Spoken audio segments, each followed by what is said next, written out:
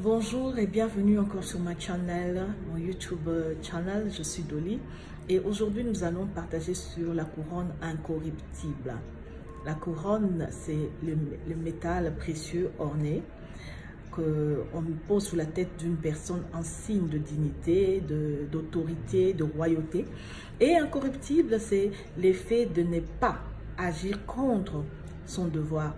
Alors, nous dirons que la couronne incorruptible, c'est ce métal qui représente les prix qu'on reçoit aussi après ne pas avoir agi contre son devoir. Alors, nous voyons 1 Corinthiens 9, 24 à 27, où Paul est en train de comparer la vie d'un disciple à la vie d'un athlète. Il est en train de dire que ceux qui sont en train de courir, les athlètes, ils courent afin de pouvoir remporter un prix. Donc, il nous compare à ces athlètes, c'est-à-dire que nous aussi, étant disciples, étant chrétiens, nous courons dans notre marche avec Christ pour pouvoir remporter un prix qui sera un prix céleste que nous aurons à la Nouvelle Jérusalem. Mais maintenant, comment remporter le prix? Comment être couronné?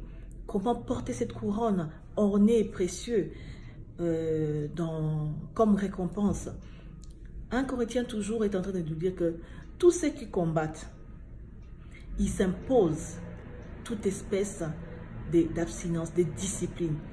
Paul nous dit que les athlètes, ils se donnent la discipline corporelle, morale. Ils se donnent cette discipline-là parce qu'ils savent qu'il y a un prix à gagner. Ils sont motivés de pouvoir gagner la couronne. Et nous, étant chrétiens, Paul nous compare aux athlètes. Nous aussi, nous devons être motivés à pouvoir gagner cette couronne. Tu es chrétien, tu as pris conscience d'accepter Jésus-Christ dans ta vie. C'est de la même façon comme un athlète. Il est conscient, je suis athlète. Nous aussi, nous sommes conscients de notre état de disciples de Christ. Et dès lors nous avons conscience de l'état des disciples du Christ, il y a une discipline que nous devons imposer à notre corps, que nous devons imposer à notre âme dans cette marche avec Jésus. Dans cette marche, dans cette course pour remporter la couronne incorruptible. Les sportifs se donnent des disciplines au point où ils peuvent passer des jours à peut-être un diet, un régime alimentaire. Ceux-ci ne mangent pas, ils ne fument pas, tout ça pour pouvoir remporter un prix. Nous voyons même, par exemple, les chantres. Ils vous diront que nous ne buvons pas de l'eau très froide. Ce n'est pas parce qu'ils n'aiment pas de l'eau froide. Peut-être qu'ils envient de l'eau froide. Mais à cause de la discipline qui se donne pour ne pas damage, pour ne pas détruire leur corde vocale, ils ne boivent pas de l'eau froide. Ils veulent que leur corde vocale puisse performer vraiment dans son maximum. Donc, ils ne prennent pas de l'eau très froide. C'est de la même façon. Pour nous, les athlètes du Christ, il y a de l'eau froide dans notre vie que nous ne devons pas prendre. Il y a de choses que nous ne pouvons pas faire étant athlètes de Jésus-Christ. Alors, nous sommes toujours dans 1 Corinthiens 9, que nous allons vraiment exploiter, même si je ne lis pas vraiment, efforcez-vous de lire pour vérifier ce que j'ai dit aussi. 1 Corinthiens 9, 27, Paul nous dit, je traite durement mon corps et je le tiens assujetti. Il tient son corps assujetti. Il utilise sa force morale, sa décision sur son corps. Oui, nous aussi, nous devons faire cela. Assujettir notre corps afin d'être vraiment bien entraîné, d'être prêt pour cette course. Même durant cette course, il y a des attitudes que les athlètes prennent, que les athlètes ne doivent pas prendre aussi durant la course. Donc c'est de ça que nous sommes en train de parler.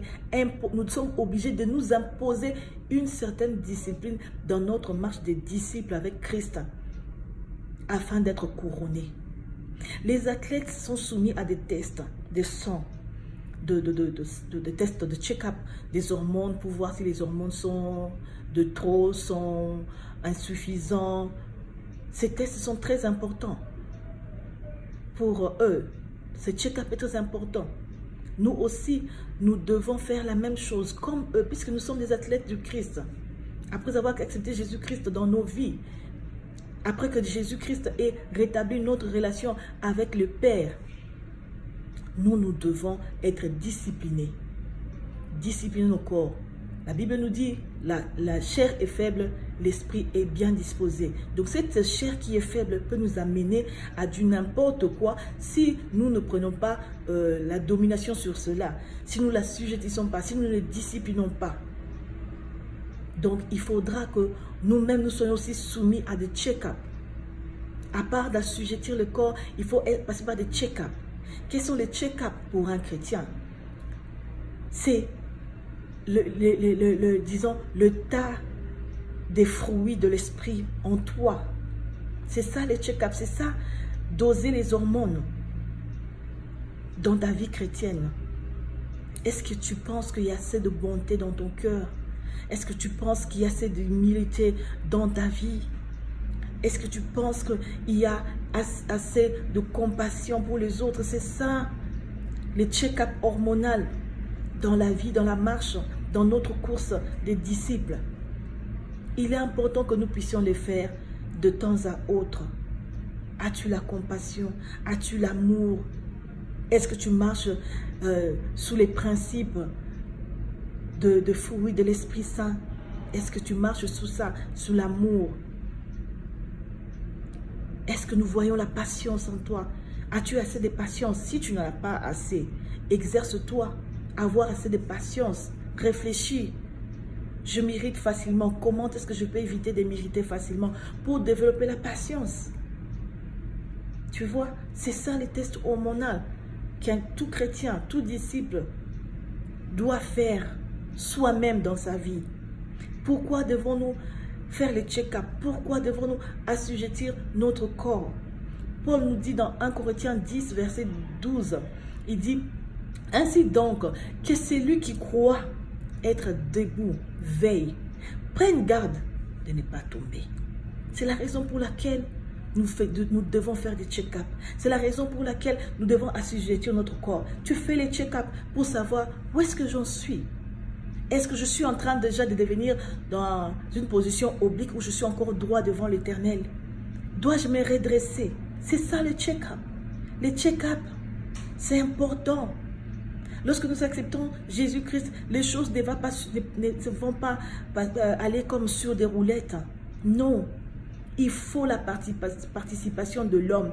Il faut la participation de l'athlète. L'athlète, lorsqu'il prépare la course ou bien il prépare sa vie professionnelle, les athlètes passent leur temps aussi dans de salles de sport, en train de soulever je ne sais quoi, des trucs qui pèsent afin de développer leurs muscles. Ils ont aussi besoin de leurs muscles, même si ce sont leurs pieds qui sont en train de courir. Ils ont besoin de muscles de leurs bras aussi. Ils doivent faire des exercices pour avoir ces muscles-là. Donc c'est ça la part de l'homme. Tu as accepté Jésus comme Seigneur et Sauveur. Jésus a rétabli ta relation pour que tu sois devant la gloire de l'Éternel, oui. Mais il faut que tu gardes cette relation-là.